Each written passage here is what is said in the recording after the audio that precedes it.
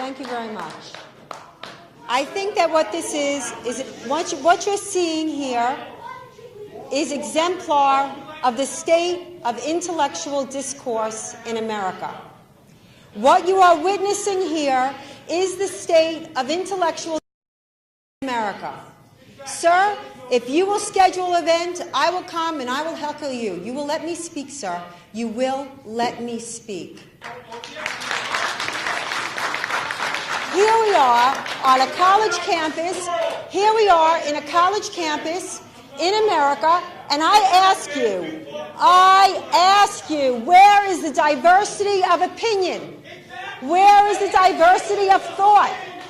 Where is the intellectual discourse?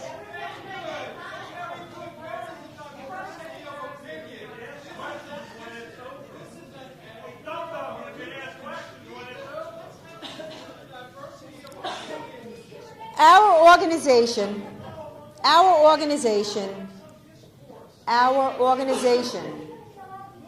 this is so stupid. Why are they letting us stay? I mean, this is ridiculous. We came from far away. Give us an opportunity to speak. Oh my God, I've had an opportunity to speak. I just got up here. Our organization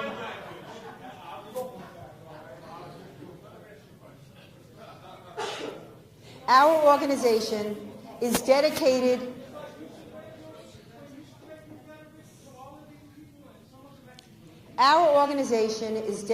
to freedom of speech, freedom of conscience, and individual rights. My work is dedicated to the smallest minority in the world, the individual. Every individual is entitled to equal protection under the law.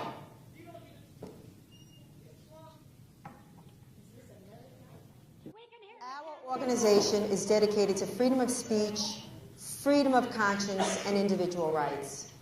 My concern is the growing dehumanization and diminishment of women in the West under the Sharia. We have seen, and I know that Simon will address it in Africa, and Noni will address it in the Middle East, but we have seen in the West an increase in honor killings, in forced marriage, and particularly here in America, I'm sure you're familiar with, if you're familiar with the subject matter, the case of Amina and Sarah Saeed, or Noor al-Maliki, or Asia Hassan. These are honor killings that are either covered up, or in the case of a young Muslim woman in Florida, Fatima Abdullah, who was abused by her family and would confess to her neighbor that her brother, for example, was doing unspeakable things to her because she was divorced and she was dishonoring her family. She was divorced because she could not give her husband children, thereby she was worthless. Needless to say, the woman was murdered in Tampa, Florida, and the law enforcement on the scene said that she was badly beaten and so on and so forth, but because the medical examiner's office, and I know this because I have an informant in the medical examiner's office, they were afraid that they would inflame the Muslim community. Her death was classified as a suicide, that she committed suicide by banging her head on a coffee table repeatedly. You can't bang your head on a coffee table and commit suicide. And no one speaks for this woman. And when we protest and we demand that law enforcement in Florida reopen the case and hire our own private detectives to get the autopsy photos where you see she is beaten and you see her head is beaten, we are called racist, Islamophobic, anti-Muslim bigots. We are not. We speak for Muslim women. Now, Muslim women that want to wear the hijab or want to wear the burqa or want to wear the niqab, all the power to you. But we speak for the woman that is forced to wear the hijab or the niqab or the burqa. Next week, in Dearborn, we're holding the Jessica Mokdad Honor Killing Conference.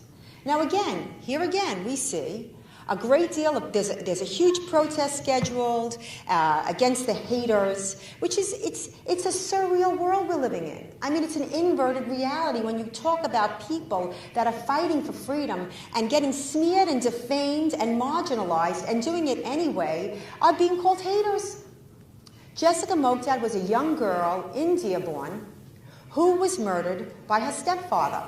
Now, it's become news because the media is taking me out because I'm using her name. Yeah, I'm using her name because she didn't die in vain, and someone is going to tell this girl's story. Now, the family is very adamant, the family that was complicit in her murder, because as you see in these honor murders, the family is very much involved. The mother may not have been the one that committed the murder, but the mother was the one that lured the girl back to her home. Or in the case of the most egregious mass honor killing of in Canada, I'm spacing. Was it Shafi girls? 3 sisters and an aunt who was actually the first wife, but he was polygamous, of the father, who killed 4 girls who wanted to live a Western life. Listen to what I'm saying. You have sisters, you have mothers. You cannot let this happen. It is on you. If you are silent, then you're an accomplice. If you side with people that are trying to shut us up and call your attention to it because the media is afraid to do it, the media self-enforces the Sharia. Under the Sharia, if you defame or criticize Islam, it is blasphemy. And in Muslim countries under the Sharia, blasphemers are put to death. In Pakistan, they're put to death. They're assassinated. In the West, your character's assassinated. This is a very real issue, and it is not going away. And what's so terrible about the honor killings in the West is these girls, these Muslim girls, generally follow Islamic tradition to a point, but it's never enough. And in the case of, for example, Jessica Moqdad, it was interesting because when Robert and I were coming under an enormous amount of fire for naming the conference Jessica Moqdad, and they said it wasn't an honor killing, a friend of hers finally came forward and said, she was scared to death that she was going to be honor killed. She didn't want to live according to Islamic tradition. And so she was going back and forth between the stepfather's house and her real father, her biological father's house, but they were both trying to force her to live under Islamic tradition. And she wanted help from this friend, and this friend was scared. And he didn't help her. And she was shot execution style in the head by her stepfather. And her friend, Darwin Giles, came forward, and he'll be speaking at that conference. Muslim girls that don't want to live under the Sharia in the West should be given our full protections and your full voice.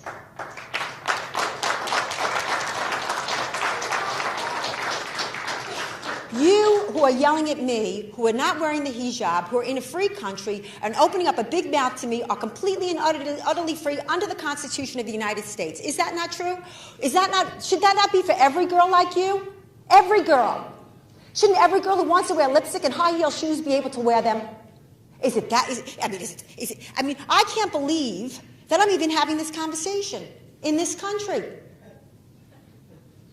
But I am. And I'm the bad guy. I'm the bad guy. And we're told that I'm not tolerant. I'm very tolerant. But tolerance, when applied to evil, is a crime.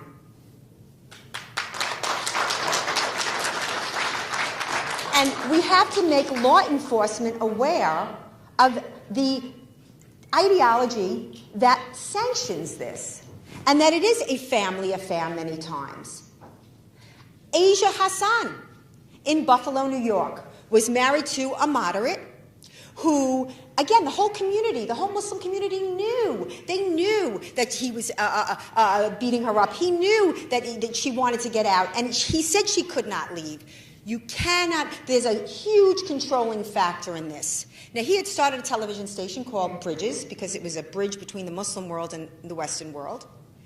And she got it together to leave. And you have no idea the courage it takes to leave, because it's not just the husband and it's not just the family. Many times it's the mosque and it's the community.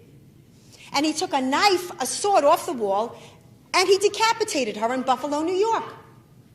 There should be a more egregious penalty for honor killings. For a person getting murdered because they want to live free, there should be a capital punishment for it.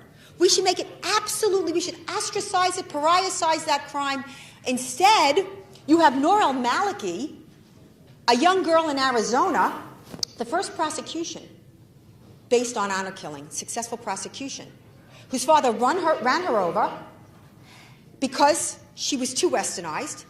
He told the prosecutor that, and then had the audacity to say, you can't go for the capital punishment, because if you go for capital punishment, it's racism.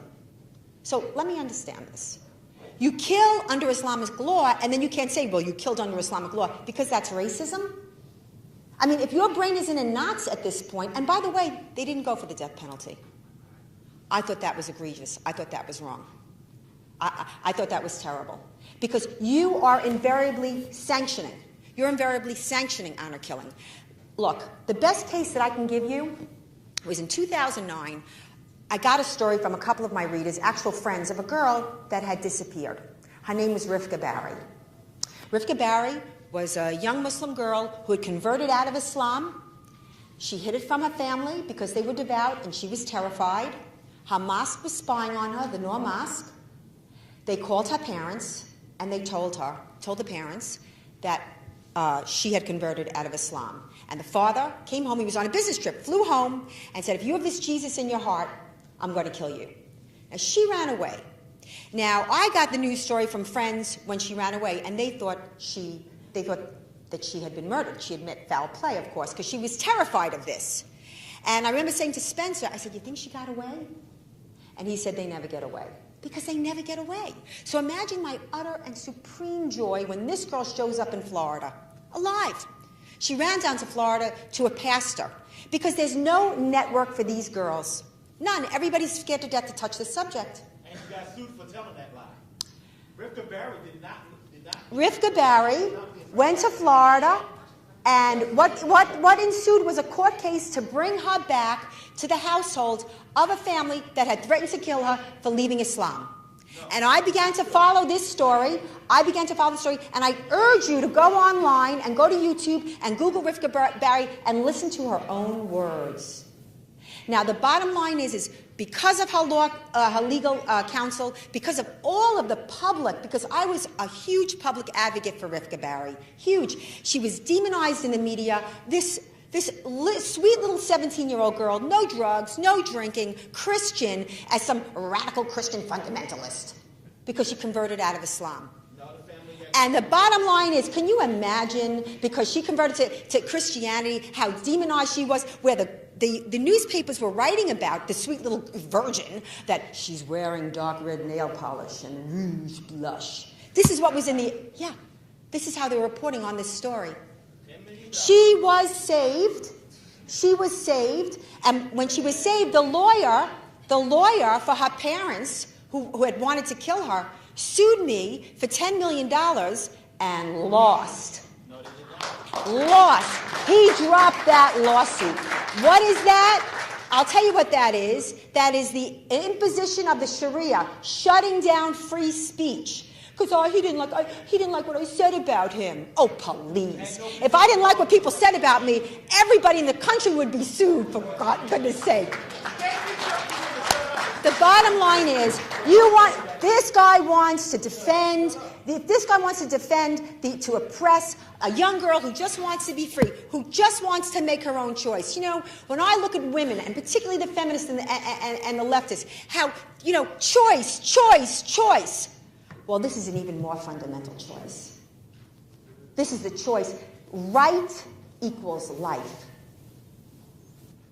Rights equal life. You understand me? And I am telling you, it is coming to this country, and if you either turn away or make it easy by demonizing people like me, you want me out there. You want me fighting. There are so many girls that secretly write me to get them to a safe house. And you have to understand something. They were raised in Islam, so they have to leave everything, and I mean everything, every friend, family, home, school. It is such an incredible journey. And if they do, and it becomes public, you become Rifka Barry. Hello? Anyway, I'd like to close, and I'd like you to read my books, because the media is not reporting on this issue. It is a very, scary, and I think for us, for women, the most dangerous issue that we face, because what do you think? It's just Muslim girls, and it doesn't matter? It matters. Every single one of those girls matter the way you matter.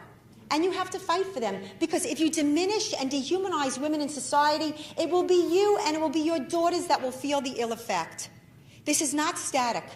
Everything is fluid. Everything is moving, and it's moving in a very terrible direction. And so I urge you to get involved, and I urge you to stand for human rights, and to stand for freedom, and to stand for free speech. Look, remember one thing about the First Amendment. It is the First Amendment. It's not the Eighth Amendment. It's not the 10th Amendment. It's the First Amendment. It's the First Amendment in a government, the very first government in the history of man, the very first moral government in the history of man, based on individual rights. Remember that. The only one.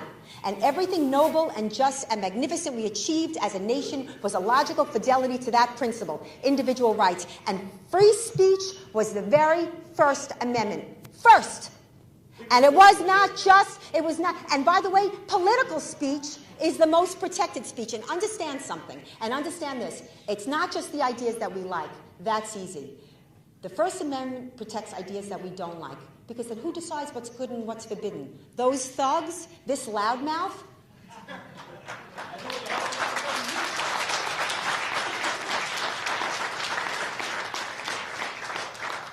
I'd like now to turn this over to a warrior, a hugely noble woman, a former Muslim who has walked the walk, talked the talk, and